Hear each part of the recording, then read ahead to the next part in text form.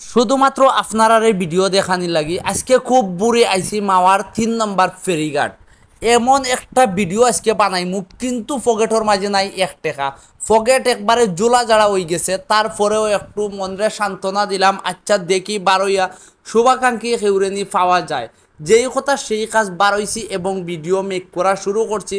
আর আপনারা সকলরে এমন কিছু স্পেশাল ফুটেজ দেখাইমু, তথ্য থাকবো এই ভিডিওর মাঝে। আপনি মাওয়াত আইবা, ইলিশ কিনবা এবং ইলিশর দাম কত, ইলিশ বাজার সময় যে তেলটা ইউজ করা হয় ই তেলর দাম কত, নতুন কিনলে ইলিশর লগে তেল ফ্রি পাওয়া যায়নি, এমনকি পুরাতন তেলর টেকা লাগে। আসসালামু আলাইকুম ভিউয়ার্স, আমি সিলেট থাকি, সিলেটি অনিক। আর এই মুহূর্তে আমি আইছি মাওয়া ফেরিঘাট। মাওয়া ফেরিঘাট যে জিনিসর লাগে বিখ্যাত, ও দিকে লোক ওই জিনিসের ছবি দীক্ষা দেওয়া আছে। আপনারা জানি না কতটুকু দেখতে পারছেন, একটু দেখতে পারলেও কোনো সমস্যা নাই। পুরাপুরি দেখার লাগি ও ভিডিও দেখবা আজকে সম্পূর্ণ। আমি কেতার লাগিয়ে আইছি কোন জায়গা থেকে ইলিশ খাইমু এবং ইলিশর লাগি বিখ্যাত যে জায়গাটা বাংলাদেশের, ওই জায়গা হলো মাওয়া ফেরিঘাট। মাওয়া ফেরিঘাট লইয়া আজকের আমার সম্পূর্ণ ভিডিওটা দেখবা এবং লগে দেখবা সিলেটি ভাই ব্রাদার অকল লাগি ও ভিডিওটা একটা surprise video. So let's go. তুমফুড়ার ওইদর মাঝে যারা আইবা তারা লাগে হইলো ও ছাউনিটা দেওয়া আছে। ও ছাউনির মাঝে অপেক্ষা করবা। আপনি নৌকার মাঝে যখন পুরাপুরি প্যাসেঞ্জার হয়ে যাব 100 টাকা করে জনপ্রতি টিকিট, তত সময় পর্যন্ত আপনি অপেক্ষা করতে হইবা নৌকা ভরপুর হওয়ার লাগে।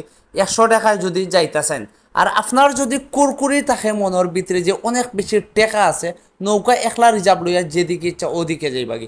ও যে দেখলানি খুব সুন্দর ডেকোরেশন করা রেস্টুরেন্ট, এগুলা সব ইলিশ পাওয়া যায়। পাশাপাশি আপনি অনেক রকমের ফুডস আইটেম ওই জায়গা থেকে কিনিয়া খাইতে পারবা এবং সুন্দর কিছু সময় আপনি ওই জায়গাতে স্পেন্ড করতে পারবা পদ্মার পাড়ে দাঁড়াইয়া।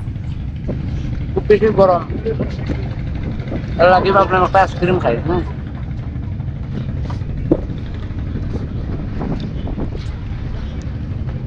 পদ্মার পাড়ে দাঁড়াইয়া দাঁড়িয়ে আইসক্রিম খাওয়ার মজা একটু আর কি আলাদা, ভিন্ন। আপনি চাইলে আইয়া খাইতে পারেন, কোনো সমস্যা নাই। আপনার লক্ষ টাকা থাকতে পারে, কিন্তু ওরকম ভিউ আপনি লক্ষ টাকা দিয়ে কিনতে পারতা না। এরকম ভিউ দেখতে হইলে আপনারে আওয়া লাগবো পদ্মা নদীর পাড়ো। আওয়ার পরে আপনি ও যে দেখা চেয়ার আইন রাখা আছে বইতে পারবা। পদ্মার ফ্রেশ ইলিশ আপনি কিনবা 500 টাকা করে, আর কিনার পরে তারারে আপনি সুন্দর মতো করে বুঝাইয়া দিলাইবা।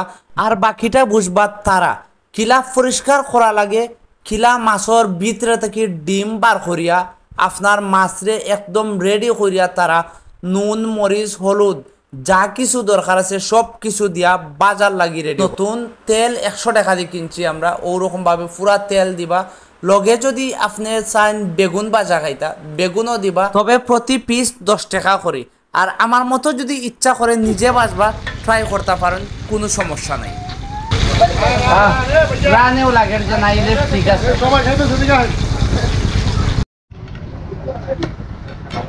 সব চলে আসছে। এটা হচ্ছে ইলিশ ভাজা, এটা হচ্ছে ইলিশের লেজের যে ভর্তাটা এটা, আর এটা আপনারা দেখতে পাচ্ছেন এটা সালাদ, এটা হচ্ছে ডাল, আর এই লেবু আছে। আর আমার প্লেটে এখনো ভাত নাই, প্লেটে ভাত নাই লগে, কিন্তু আর একটা জিনিস আছে, এই যে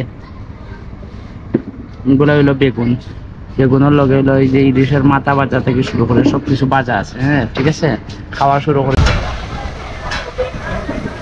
খারাপ না, অনেক মজা আছে, আপনারা ইয়া খাইতে পারেন।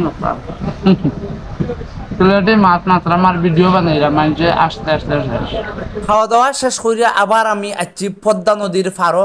আপনারারে লইয়া এখন একটা লং জার্নি দিব। নৌকায় আমরারে লইয়া যাইব পদ্মা সেতুর ঠিক নিচে দিয়া গিয়া আবার ঠিক জায়গা মতো লইয়া আইব। বিনিময়ে আমরার কাছ থেকে নৌকা ভাড়া নিব 100 টাকা করে। আমরা সম্পূর্ণ সব খোঁজ খবর লইয়া নৌকা দোকানিত বারইছি। ভাগ্য যদি ভালো থাকে হালকার মাঝে গর্জিয়াস একটা নৌকা পাইলিমু, আর আপনারারে দেখাইলিমু সুন্দর কিছু ভিউ।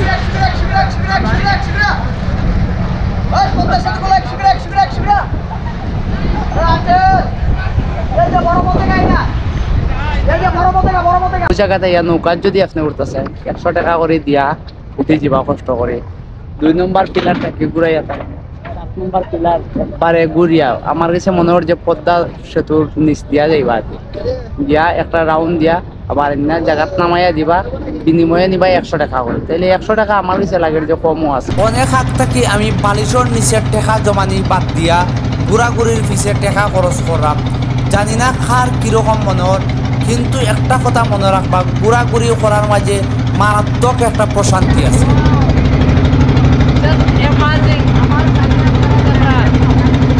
পদ্মা সেতু আমার সামনে অ্যামাজিং একটা ভিউ। এই জায়গাত না আইলে আপনি এই ভিউ সম্পর্কে কোনো ধারণা পাইতেন না, আইডিয়া পাইতেন না। আমি আপনারা আরো কাছে থেকে দেখাইলাম, পরে কইবা দেখাইলাম না, ঠিক আছে? এই যে দেখো পদ্মা সেতু প্রচুর লম্বা একটা সেতু। সকাল থেকে চিন্তা করাত আসলাম বা খুব বেশি টাইম মেনটেন করাত আসলাম কোন সময় রোদ একটু নামবো। অনেক বেশি গরম থাকার কারণে নামতে পারছি না, ঠিক আছে? বাট এই মুহূর্তে নামছি, হয়তো একটার পরে একটা নৌকা যার আর অনেক মানুষেরা দেখা শেষ তারার। আর ও মানুষরা এই যে একটা চর দেখলানি, চরের মাঝে আমার কাছে লাগে মানুষও তাকে মনে হয় চরের মাঝে বাপরে বাপ ঢেউ প্রচুর, আমি বই যাই, আমি আর সাহস করতে পারলাম না, ঠিক আছে? নেক্সট ডে যেদিন আইমু ওই চরের মাঝে লামু, লামিয়া ভিডিও মেক করবো, ঠিক আছে? আপনারা দেখানি লাগে আরো অনেকবার আইমু জায়গা ভিডিও মেক করবো, আর ওই চরের মাঝে লামু, লামিয়া আপনারা ভিউ দেখাইমু ভালোভাবে, ঠিক আছে? আজকে সময় স্বল্পতার কারণে পদ্মা সেতু দেখাইয়া দিলাম ঠান্ডা থেকে।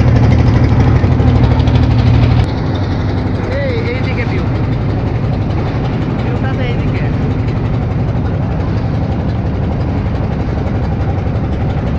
আজকেরও ভিডিও আপনার কাছে কীরকম লাগছে কমেন্ট করিয়া জানাইবা সবার আগে। আর যদি সম্ভব হয় আপনার দ্বারা একটা শেয়ার করবা।